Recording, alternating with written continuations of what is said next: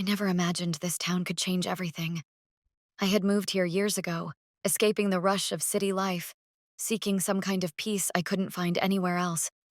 The lake, the green hills, the silence, it was like a reset button.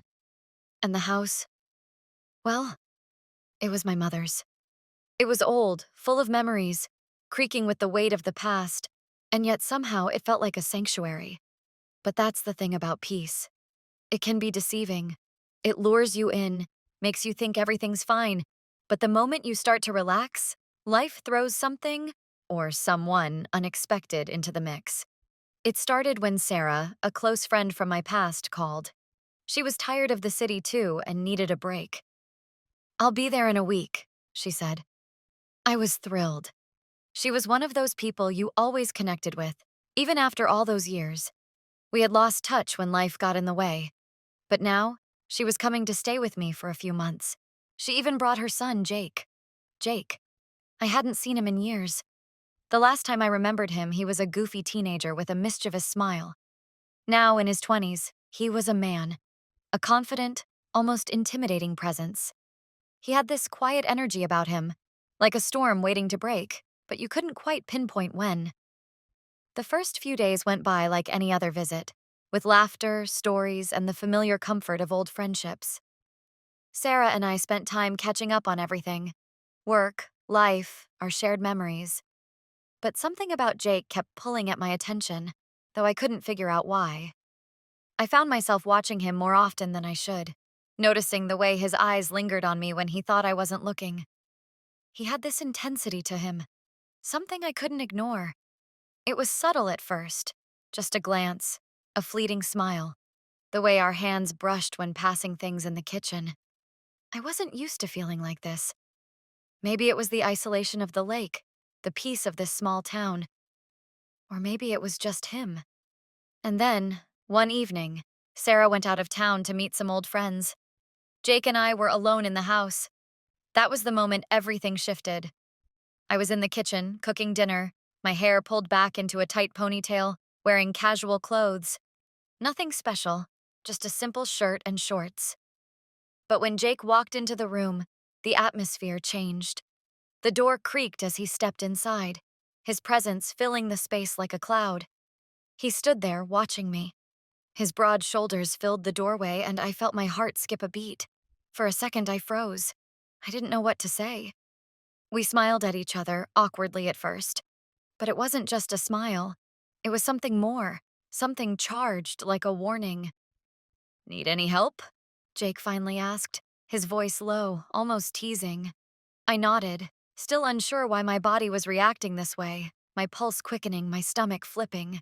We began chopping vegetables and setting the table together, the silence between us punctuated by small, nervous laughter. Each time our hands brushed, I felt something stir inside me, something that made me want to retreat, but also something that drew me in. I told myself it was nothing. I had to remind myself to focus, to not let my mind wander, but it wasn't working. Something was happening, something I wasn't prepared for. It was as though the air itself was shifting, thickening with the tension between us. And I couldn't ignore it. Not anymore. I knew something was about to happen. I wasn't sure what, but I knew it would change everything. I needed a moment to breathe. The kitchen, with its warm glow and comforting smells, suddenly felt stifling. My hands trembled slightly as I finished chopping the last of the vegetables, and I found myself feeling more aware of Jake's presence than ever before. The strange electric tension between us hung in the air like a thick fog I couldn't escape. I wiped my hands on the dish towel, trying to push the thoughts away, but they lingered, swirling in my mind. I needed a break. "Excuse me for a second," I said, my voice sounding more strained than I intended. I grabbed the dish towel, wiping my hands once more, and quickly made my way to the bathroom, hoping that the short distance would be enough to clear my head. The cool, tiled floor of the bathroom felt like a relief. I closed the door behind me, leaning against it for a moment as I tried to regain some composure. My reflection in the mirror caught my attention, and I stared at myself, frustrated, confused, and yet undeniably stirred by what had just happened. The feelings I had been ignoring, pushing to the back of my mind, now seemed impossible to escape. I tried to steady my breath, to ignore the quickened pulse in my chest, but it wasn't working. My thoughts were a tangled mess, unsure of how to process everything. Just when I thought I might calm down, I heard the soft creak of the floorboards outside the bathroom door. Without turning around, I knew it was him. "Are you okay?" Jake's voice was soft, but there was an edge to it that made my heart race. He sounded concerned, but not entirely without that quiet, almost predatory curiosity. I took a breath and turned to face him, trying to gather myself. "Yeah, I'm fine," I replied, my voice betraying me. The space between us felt charged, as though it were impossible to hide anything in such proximity. And yet, even though I knew this was wrong, part of me didn't want him to leave. Without saying anything, Jake stepped closer. And that was when everything shifted. The door clicked shut behind him. We stood there, just a few feet apart, but it felt like the distance between us was nothing at all. His gaze was steady, intense, and for a moment, the world outside the bathroom seemed to disappear. All that mattered was the space we occupied, the tension growing thicker by the second. "Are you sure you're okay?" he asked again, his voice lower now, and I could feel the weight of it pressing down on me. I opened my mouth to respond, but the words wouldn't come. Instead, I found myself drawn into his gaze, unable to look away. The silence between us was suffocating, but in a way it felt inevitable. My pulse was erratic, and I could feel the heat rising in my chest, my body reacting to him in ways I didn't understand. I should have stepped back, should have told him to leave the room, to stop this before it got any further, but my feet felt rooted to the floor. My mind raced, trying to make sense of what was happening, but all I could think about was how close he was, how close we were. His eyes never left mine as he stepped in just a little closer, closing the gap between us. The space that had once seemed like a safe barrier now felt like it didn't exist anymore. I could feel the weight of his gaze, like it was pulling something out of me I didn't want to confront. "You don't have to be afraid," he said quietly. His voice was calm, but there was an undeniable certainty in it. "It's okay." His words hung in the air, but I couldn't find it in me to respond. All I could do was stand there, staring at him, watching as he slowly reached out and brushed his fingers across my arm. The light touch sent a shock through me, a jolt that made my heart race faster. I wanted to pull away, to tell him to stop, to remind myself that this was wrong, but the words were trapped in my throat. Instead, I found myself stepping forward, just slightly, almost as if my body was acting on its own, ignoring every rational thought that screamed at me to stop. His hand moved to my shoulder, and I didn't pull away. I couldn't. The warmth of his touch spread through me, making my breath hitch in my chest. It was like all of my defenses had crumbled in an instant, leaving me vulnerable, exposed.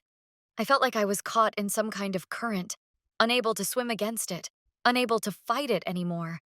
For a moment, neither of us moved. The room was heavy with unspoken words, with the weight of what was happening, what was about to happen. His eyes searched mine as if asking for permission, as if the entire moment hung on whether or not I would say no.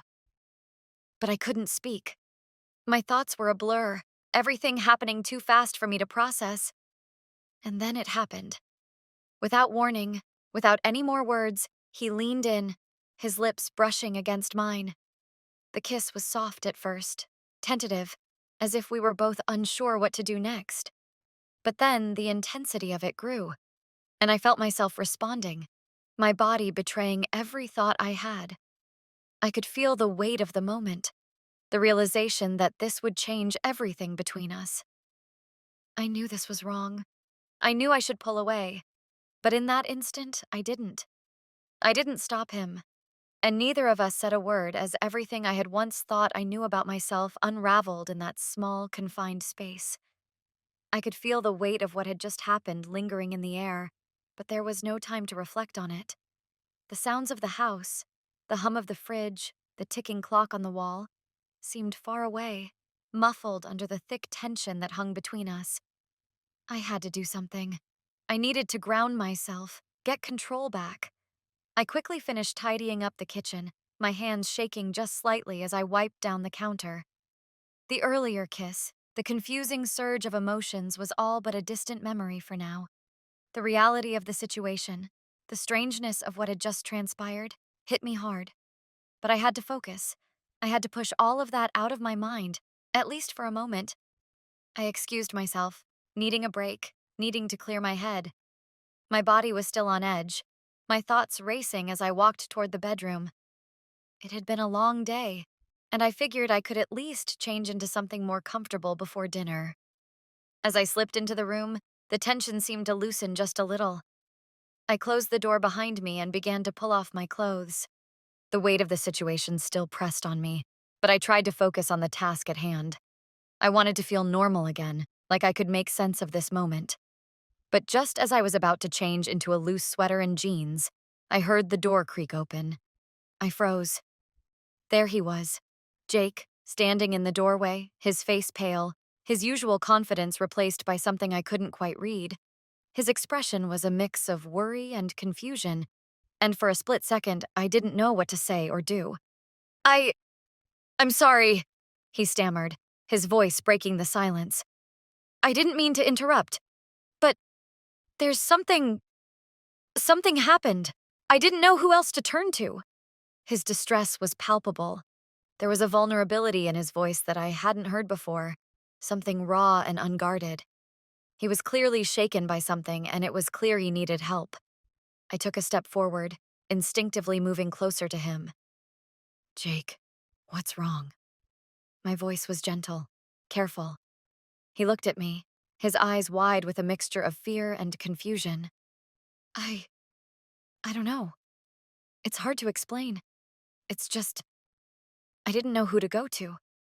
I motioned for him to sit on the edge of the bed, trying to mask the sudden rush of thoughts in my mind. The urgency in his eyes demanded attention. My personal confusion, my own tangled feelings, had to be set aside for now. There was no time for hesitation. Tell me what happened, I said, my voice calm but firm. He looked down, struggling for a moment, but then his words came out in a rushed breath. It's my mom. I can't find her anywhere. She was supposed to meet someone, but now she's not answering her phone. I don't know what to do. A sense of panic rose inside me, but I forced myself to stay composed. I needed to focus on the facts, on the urgency of the situation. I needed to be the person he could rely on right now. We'll figure this out, I said, sitting beside him. I placed a hand gently on his shoulder, a reassuring gesture. Let's call her again. We'll track her down. In that moment, my mind raced through every possible scenario, but I kept my attention solely on Jake. His need for help, his distress, it pulled me away from everything else, from the chaos of my own thoughts. All that mattered was getting through this, staying focused and clear-headed for him. Everything else, for now, had to wait. The evening passed in a blur of frantic phone calls, messages, and anxious moments spent pacing the house. Jake's distress only seemed to deepen as time went on. We tried calling his mother again, checking with friends, retracing her steps, but every attempt to locate her felt like we were hitting dead ends. The more I watched him struggle with the growing panic, the more my own worries intensified. His desperation had shifted something inside me. The earlier nagging confusion about everything that had happened between us seemed so small in comparison now. As the hours ticked by, I couldn't help but feel how close we were to the edge of something truly uncertain. With every unanswered phone call, every hour that passed without news, I saw Jake's walls come down a little more. He was no longer the confident, carefree young man I had known.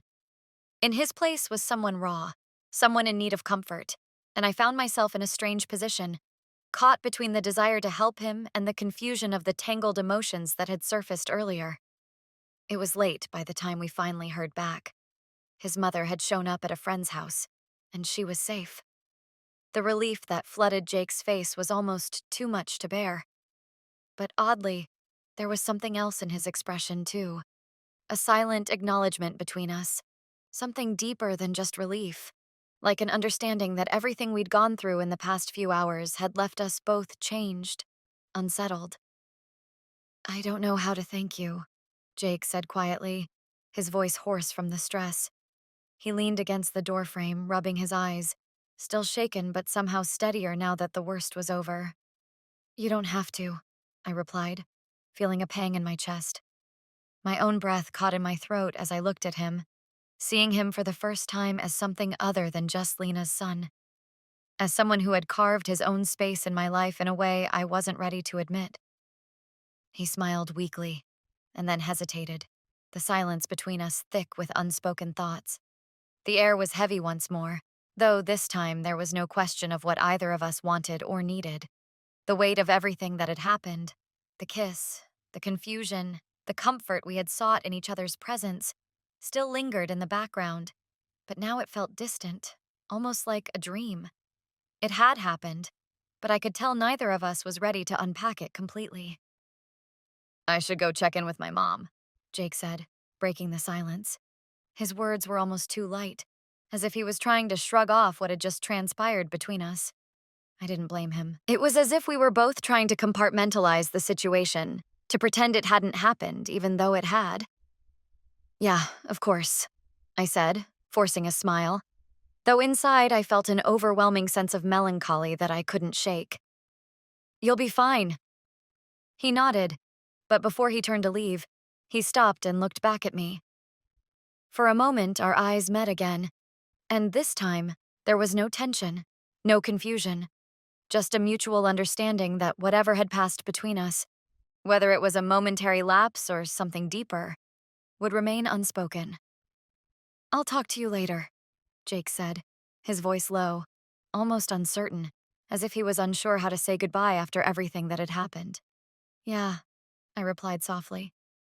Later. He left, and I was alone again, standing in the hallway, my mind swirling with the chaos of the past few hours. My heart ached with something I couldn't name, and yet in some strange way, I felt lighter. There was a clarity in knowing that, whatever had transpired, it was over. It was time to let go of the things I couldn't control, to stop holding on to the past. I went to bed that night, my thoughts a whirlwind of conflicting emotions. There were no answers, no neat conclusions, just a feeling of something unresolved. But somehow that felt right. Life, I realized, wasn't about tying everything up perfectly. Sometimes it was about knowing when to walk away and let the rest settle into place. The next morning, I woke up to the sound of birds singing outside my window, the sun shining through the curtains. It felt like a fresh start, like everything that had been a dream, and I was waking up to something new.